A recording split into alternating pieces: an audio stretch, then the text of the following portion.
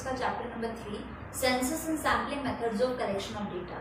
तो अपने earlier videos में हमने डिटेल में डिस्कस किया about census method and sampling method. इस वीडियो में हम जो है बेसिकली डिफरेंस के बारे में डिस्कशन करेंगे कि सेंसस और सैम्पलिंग मेथड्स के बीच में क्या क्या डिफरेंसेस। तो पहला जो डिफरेंस है that is regarding the coverage. Census method के लिए हम कह सकते हैं कि ये इंफॉर्मेशन जो है इसमें रिलेटेड होती है टू ऑल द आइटम्स, यानी कि सारे आइटम्स, जितने भी आइटम्स आपकी पॉपुलेशन या यूनिवर्स में है, सारे आइटम्स सेंसस मेथड के अंडर जो है कवर होते हैं। लेकिन अगर अपन बात करें सैम्पलिंग मेथड की, तो सैम्पलिंग मेथड में only some items are included, यानी कि सिर्फ कुछ चुनिंदा आइटम्स को ही हम लेते हैं सैम्पल के फॉर्म में और उनके ऊपर जो है हम अपना इन्वेस्टिगेशन करते हैं। तो सेंसस मेथड में सारे आइटम्स इंक्लूड हो रहे हैं पॉपुलेशन के, और सैम्पलिंग में है only selective items are included. अगर अपन बात करें सूटेबिलिटी की कि यहाँ ये मेथड मोस्ट एप्रोप्रिएट कहाँ पर साबित होगा, तो सेंसस के लिए जहाँ पर आपका एरिया ऑफ इन्वेस्टिगेशन छोटा है, क्योंकि सेंसस में अपन ने क्या पढ़ा था कि अपन इंडिविजुअली एक एक इन्फॉर्मेंट के पास जा रहे हैं। तो अगर आपका जो पॉपुलेशन का साइज है वो छोटा है, एरिया ऑफ इन्वेस्टिगेशन छोटा है, तब census method is a good choice. लेकिन अगर अपना एरिया ऑफ इन्वेस्टिगेशन बड़ा है, बहुत बड़ा यूनिवर्स है जिसको आपको कवर करना है, then you should go for the sampling method. Next अगर अपन बात करें एक्यूरेसी की कि भाई एकदम करेक्ट डेटा की रिक्वायरमेंट कहाँ पर होती है, तो सेंसस मेथड में जो है ग्रेटर डिग्री ऑफ एक्यूरेसी, यानी कि जो एक्यूरेट करेक्ट ऑथेंटिक डाटा की रिक्वायरमेंट ज्यादा है। और अगर अपन सैम्पलिंग मेथड की बात करें तो लेस एक्यूरेसी इज रिक्वायर्ड, यानी कि थोड़ा बहुत ऊपर नीचे है डेटा तो भी चलेगा। और एक सैम्पलिंग मेथड का एडवांटेज ये है कि errors can be detected and removed, क्योंकि हमारा जो सैंपल है वो छोटा होता है, यानी कि number of items are small, तो आसानी से हम जो है एरर का पता लगा सकते हैं और उसको रिमूव कर सकते हैं टाइमली। तो इसीलिए सैंपल मेथड का ये भी एक एक्स्ट्रा एडवांटेज है जो हमें मिलता है। अगर अपन बात करें कॉस्ट की, तो सेंसस मेथड जो है वो कॉस्टली मेथड है, क्योंकि इंडिविजुअली एक एक इन्फॉर्मेंट के पास इन्विजिलेटर को खुद जाना है।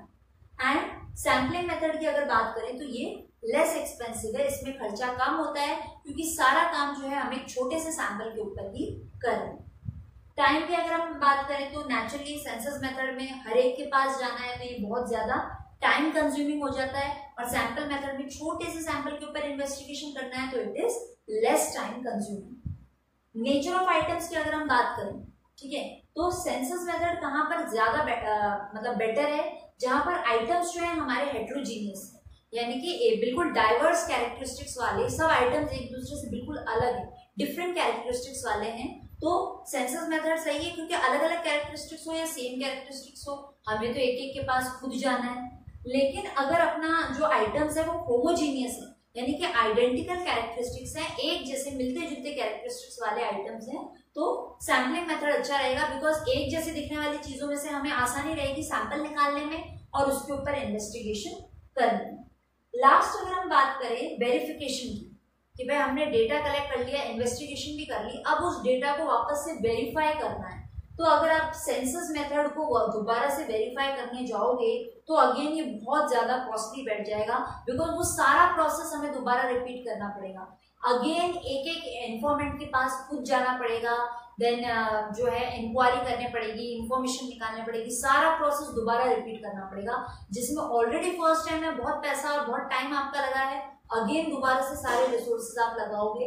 लेकिन अगर अपन सैम्पलिंग मेथड की बात करें तो इसमें इंफॉर्मेशन को इजीली वेरीफाई किया जा सकता है, बिकॉज अगेन वही जो इसका मेन एडवांटेज है कि छोटे से सैंपल के ऊपर हम सारा इन्वेस्टिगेशन कर रहे हैं, तो छोटे से सैंपल को दोबारा ड्रॉ करके दोबारा इंफॉर्मेशन निकालने में हमें इतना ज्यादा एफर्ट नहीं लगाना पड़ेगा जितना कि हमें सेंसस मेथड के अंदर लगाना पड़ता है। तो ये तो बात हो गई डिफरेंसेस की कि भाई सेंसस मेथड और सैम्पलिंग मेथड के बीच में क्या क्या डिफरेंसेस। अब हम बात करेंगे लास्ट में एरर्स की, पूरे स्टैटिस्टिकल डेटा कलेक्शन में एरर्स किस किस तरह के आपके सामने आते हैं, किस किस तरह की गलतियां हैं जो हमसे हो जाती हैं। पहला होता है सैम्पलिंग एरर। अब सैम्पलिंग एरर जो है वो आपके डेटा की साइज या सैंपल के साइज या नेचर के ऊपर डिपेंड करता है। मान लो कि आपका जो सैंपल का साइज है वो बहुत ज्यादा छोटा है, या आपने जो सैंपल निकाला वो नॉन रिप्रेजेंटेटिव निकाल दिया, यानी कि वो पूरी पॉपुलेशन को अच्छी तरीके से रिप्रेजेंट नहीं कर पा रहा है, पूरी पॉपुलेशन की सारी कैरेक्टरिस्टिक्स आपके सैंपल के अंदर मौजूद नहीं है, मतलब बढ़िया सैंपल आप ड्रॉ करने में नाकामयाब रहो, तो ऐसे केस में क्या होता है कि भाई अब जब आपका सैंपल सही तरीके से ड्रॉ आउट नहीं हुआ है तो क्या होता है कि भाई एक तो जो हमारी एक्चुअल वैल्यू होती है और एक होती है हमारी एस्टिमेटेड वैल्यू, ठीक है। एक्चुअल वैल्यू और एस्टिमेटेड वैल्यू में डिफरेंस आ जाता है। भाई हमने अंदाजा लगाया कि भाई किसी भी डेटा की टोटल जो एस्टिमेटेड वैल्यू हमने निकाली कि भाई 10 हो सकती है, लेकिन एक्चुअल वैल्यू क्योंकि हमारा सैंपल जो है वो सही नहीं है तो हमारी एक्चुअल वैल्यू और एस्टिमेटेड वैल्यू में अंतर रहेगा। हमने अंदाजे के हिसाब से क्या बोला भाई 10 आइटम्स होने चाहिए, बट एक्चुअली में कितने रह गए 20 आइटम्स रह गए। तो भाई एस्टिमेटेड वैल्यू और एक्चुअल वैल्यू में डिफरेंस आ गया। क्यों आया डिफरेंस? क्योंकि हमारा सैंपल जो है वो अप टू द मार्क नहीं था। तो अब ये जो एरर है, सैम्पलिंग एरर है, ये आप कैसे निकालोगे? भाई जो हमारी एस्टिमेटेड वैल्यू थी उसमें से हम एक्चुअल वैल्यू को माइनस कर देंगे। तो जैसे अपने इस एग्जांपल में अपन ने 20 और 10 लिया था, तो 20 माइनस 10 आपका जो है सैम्पलिंग एरर आएगा। तो सैम्पलिंग एरर अगर आपको निकालने के लिए बोला जाए तो कैसे निकालेंगे? एस्टिमेटेड वैल्यू जो है हमारी उसमें से एक्चुअल वैल्यू को हम लेस कर देंगे। और ये डिफरेंस क्यों आ रहा है between the estimated value and the actual value? क्योंकि हमारा सैंपल जो है वो अप टू द मार्क नहीं है, वो एप्रोप्रिएट ड्रॉ नहीं हुआ है, इसलिए हमने अंदाजे से कोई और वैल्यू ले ली और एक्चुअल वैल्यू कुछ और ही।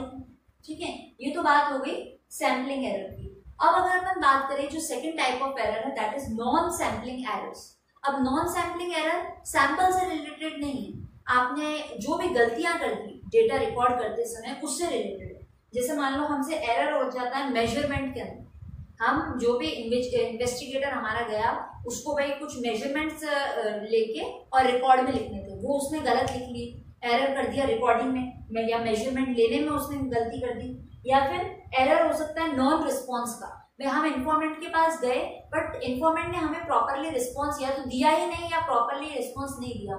जो इन्फॉर्मेशन हमें उससे निकलवानी थी वो इन्फॉर्मेशन हम निकालने में नाकामयाब रहे, तो इस टाइप का एरर हो जाता है एरर ऑफ नॉन रिस्पॉन्स।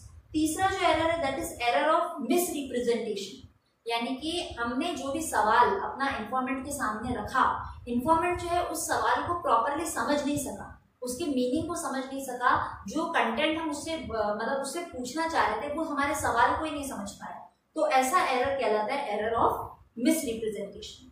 चौथा जो हमारा एरर हो जाता है that is error of calculation.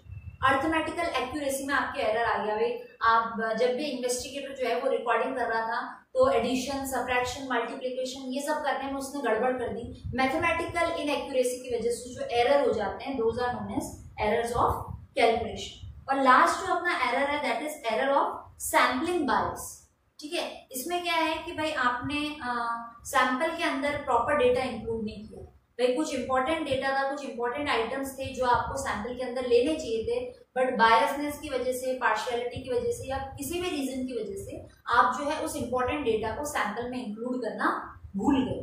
तो इस टाइप का जो एरर है that is known as the error of sampling bias. तो अपन ने दो टाइप के एरर की बात करी, पहला था सैम्पलिंग और दूसरा था नॉन सैम्पलिंग। तो अगर अपन इन दोनों को कंपेयर करें तो इसमें हम ये देखेंगे कि नॉन सैम्पलिंग एरर जो है वो ज्यादा बड़ा एरर माना जाता है, बिकॉज सैम्पलिंग एरर में तो ये है कि भाई आप सैंपल का साइज सही करके, सैंपल को ठीक करके सैम्पलिंग एरर को आसानी से ठीक कर सकते हो, लेकिन नॉन सैम्पलिंग एरर को ठीक करना बहुत मुश्किल हो जाता है बिकॉज पूरा डेटा कलेक्शन उससे डिस्टर्ब हो जाता है। तो इसलिए नॉन सैम्पलिंग एरर जो है वो ज्यादा बड़ा एरर माना गया है।